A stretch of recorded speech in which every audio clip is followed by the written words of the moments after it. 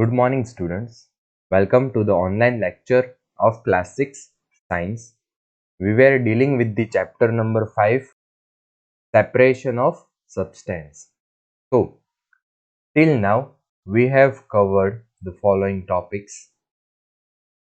Introduction we have done, activity number 1, 5.1, methods of separation we have done.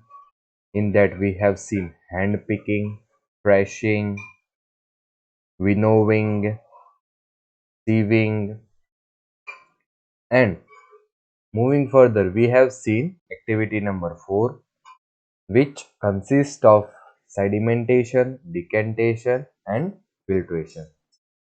We have studied these all topics very deeply. So, moving further to activity number 6, which consists of topic evaporation. So, what we have to do in this activity, let's see. Add 2 spoons of salt to water in other beaker and stir it well. What you have to do? You have to take 2 spoons of salt and add it into the water and stir it well. Okay. You have to take this kind of beaker. At home you don't have, you can take any of the beaker whichever is available. So, see any changes in the color of the water. Do we see any change in the color of water? Yes, the initial water is pure, the transparent, fully transparent. But by adding small quantity, the transparency is reduced by some amount. Not fully, but it is reduced. Can you see any salt in the beaker? No, we can't see after stirring because the salt is totally dissolved in the water. We can't see the salt particles in the water. We see only one solution. Heat the beaker container, the salt water. Okay. Let the water boils away what is left in the beaker. So, when you will do this activity, you will note that by boiling the whole water, the only remaining will be the salt. Okay.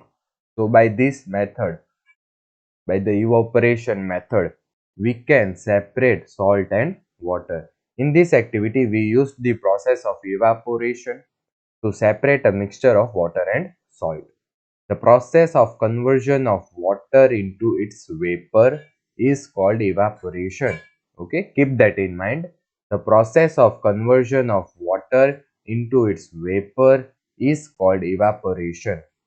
The process of evaporation takes place continuously wherever water is present, because in evaporation process the only thing needed is the temperature, some amount of temperature, and everywhere the sunlight is there, room temperature is there, so everywhere water evaporation will be there only. Where do you think salt come from? Sea water contains many salt mixed in it. We know that in ocean the water is salty, the water is sour. One of these salt is common salt, which we eat. When seawater is allowed to stand in a shallow pit, water gets heated by the sunlight and slowly turns into the water vapor. Through evaporation, in a few days, the water evaporates completely, leaving behind the solid salts. Okay, you can see in this figure 5.12. This is the ocean, okay, which contain salt plus salty water, and in a pit, if you keep water for some days, the water will evaporate totally, and you will get this salt. Common salt is then obtained from this mixture of salt by further purification. There is a method of removing the common salt from many salts. Use of more than one method of separation. We have studied some method for separation of substance from their mixture. Often one method is not sufficient to separate the different substance present in a mixture. Yes, we have seen in the previous lecture for removing the soil particles. We have done 3 different methods. In such a situation, we need to use more than one of these methods. Okay. Moving further to activity number 7. Take a mixture of sand and salt. Okay, you have to mix sand and salt thoroughly. How we will separate this? Now you know that the size of particles of sand and the size of particle of salt are same. So the question is how we will separate this? We already saw that hand picking would not be the practical method for separating items. Okay, winnowing, thrashing cannot be also used for this. Keep this. So now this is the answer how we can separate it out. Keep this mixture in a beaker and add some water to it. Okay, we have to keep this mixture in a beaker and add some water to it. Leave the beaker aside for some time. So now what you will observe? Do you see the sand settling down at the bottom? Yes. After keeping it for the some time, you will see that the whole soil or the sand is settled down. The sand can be separated by decantation or filtration. Yes, we have studied in the previous lecture that the sand can be separated from decantation and filtration. What does the decanted liquid contains? This is one of the big question. What does the decanted liquid contain? Think. Yes, it will contain the salt and water because we have added we have added three things: sand, salt and water. Now we have removed sand by the method of decantation, and the product which we get from the decantation is water plus salt. Now we need to separate Now we need to separate salt and water from the decanted liquid. Transfer this liquid to a kettle. Yes, this is kettle, and close it lid. Heat the kettle for some time. Do you notice steam coming out from the spot of kettle? Yes, we will notice. If you can do this at home, you can do it and you will see that steam will come out from the kettle. Take a metal plate with some ice on it. Okay, see here. Take a metal plate and keep some ice on it.